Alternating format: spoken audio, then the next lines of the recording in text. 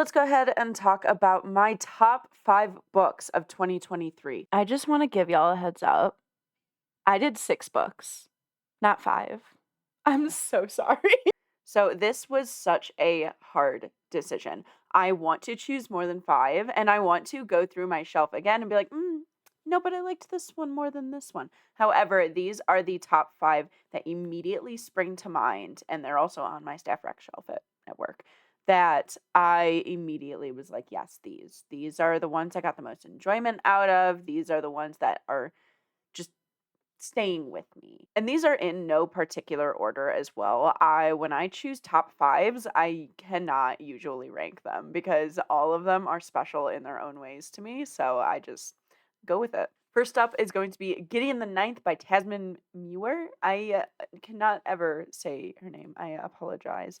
But if you can't, this was my first time tabbing a book, and you can actually go on this channel and go look at my entire reading vlog from it and how absolute crazy this book is. And I ended up reading the other 2. They are even crazier. If you want an extremely confusing but oddly satisfying read, you should read these books. When people say it's lesbian necromancers in space, has been the tagline since this book came out. It's true though. It is literally lesbian necromancers in space. They are so sarcastic, they are so funny. They feel like real characters going through this, but also with magic and crazy stuff happening.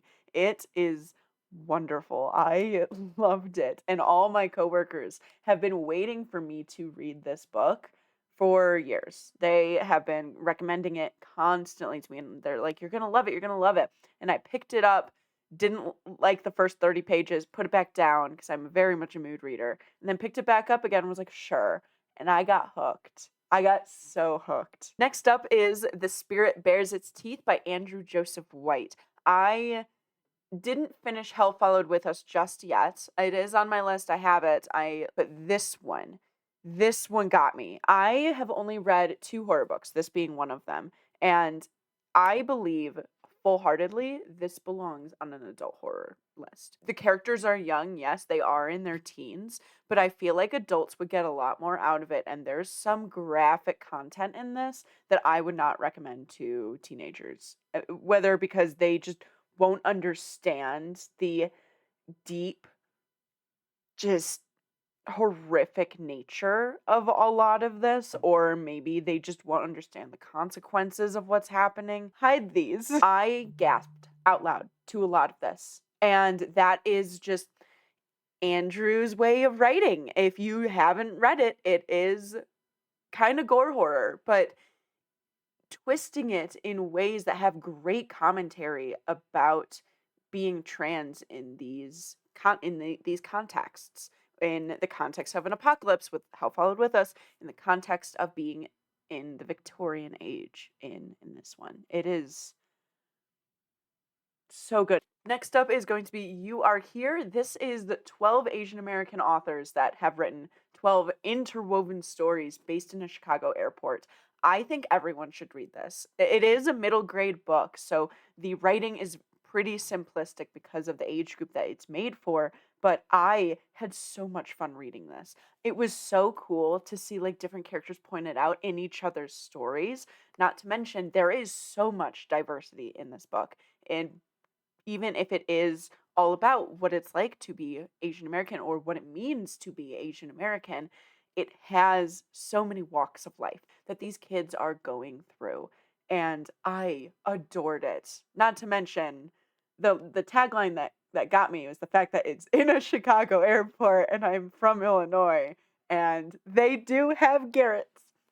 They have Garrett's. It's wonderful. I really, really want it to have more of an impact than it is having currently on the book world. I think adults would love this too. It's just such a charming set of stories. Next up is going to be The Love Hypothesis by Ali Hazelwood. This was actually the first, I guess it would be kind of the first recommendation that my sister gave me that I actually read because I was waiting for a used copy. I ended up finding a free copy at work, and I adored it. I kind of knew I was. I'm a sucker for cheesy romances. If they make me giddy and make me want to kick my feet, I will love it. And this one did that.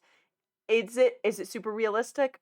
No. Like, what romance is going to be that realistic? I mean, seriously, you're reading it. I read it to escape into a world where I could feel giddy about two characters. It is a fake dating trope. Oh my god, I love fake dating tropes. And I've definitely realized that after reading this book. And I have my sister to thank for that one. Next up is going to be Chaos and Flame. I actually read this last year. This can't be on this list.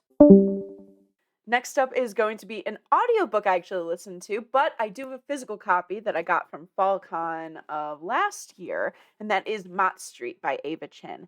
This is a great culmination of stories that she has that she has gathered all about the different sides of her family, particularly the family that she never really grew up knowing, and how they all ended up on Mott Street and how their journeys brought them over from Asia through the Exclusion Act, what they had to go through, where they had to go. It's very haunting, but at the same time, she sprinkles it in with a lot of hope. And I loved listening to this. She does the audiobook as well, and she's a great narrator. She's a wonderful narrator. It also helps that this is her family that she is talking about, and it really makes you think of how many different families are still going through this to this day. She actually mentions not being able to really imagine it, but knowing that there are immigrant families going through very similar things still to this day. I very highly recommend it as an audiobook if you're not really into reading nonfiction. I have a Be Real to take. One eternity later. And finally, having a twist of fate, last but not least, it is Age of Vice by Deepti Kapoor.